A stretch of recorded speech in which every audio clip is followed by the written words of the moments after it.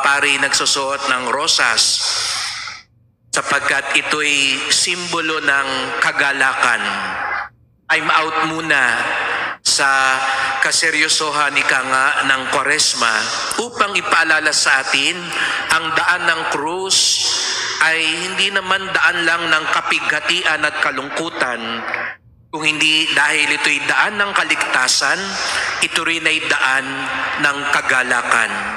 At ngayong linggong ito narinig natin ang isa sa paboritong kwento na ibinibigay ng Panginoon na laging binabalik tanawan ng maraming tao. Maraming pwedeng pamagat.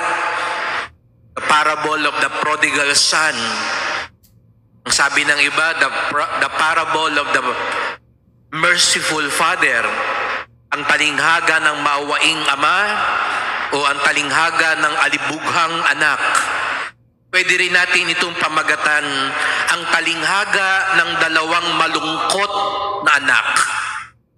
Yamang pinag-uusapan natin ang kagalakan, tingnan natin, itong dalawang anak sa totoo lang ay parehong malungkot.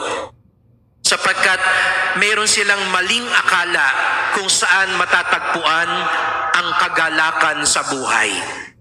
Yung nakababatang anak, akala niya ang kaligayahan sa buhay ay matatagpuan palayo sa kanyang ama. Kaya't nagmamadali siya na makaalis na sa bahay. Gusto na niyang maglayas. Pero hindi na niya gusto maglayas. Gusto rin niyang kunin na yung mana niya. Kaya't para sa batang ito, sa anak na ito, magiging masaya ako kung marami akong pera. Magiging masaya ako kung magsasarili ako. Magiging masaya ako kung lalayo na ako sa ama ko. Kaya nga't ganun ang kanyang ginawa. Hiningi niya yung kanyang mana. Buhay pa ang kanyang tatay.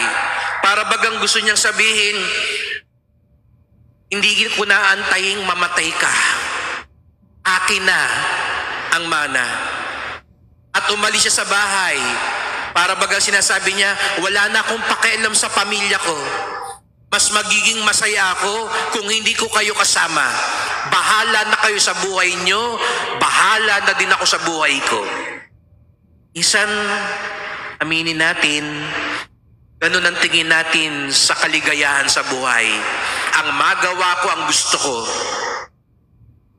Ang magkaroon ako ng salapi.